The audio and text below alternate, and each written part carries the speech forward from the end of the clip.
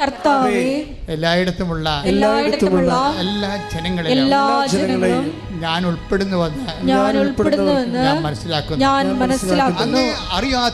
അങ്ങേ അറിയാത്ത എന്റെ അജ്ഞതയുടെ പഴയ കാലങ്ങളെ വിസ്മരിച്ചുകൊണ്ട് അങ്ങയോട് ഐക്യപ്പെടുന്ന ഉടമ്പടിയുടെ പുതിയ കാലം എനിക്ക് നൽകിയതിന് നന്ദി പറയുന്നു. ആരാധന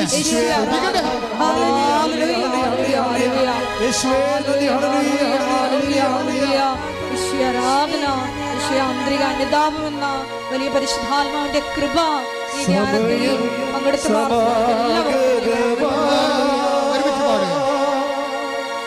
സകലരും അനുദപിക്കാം.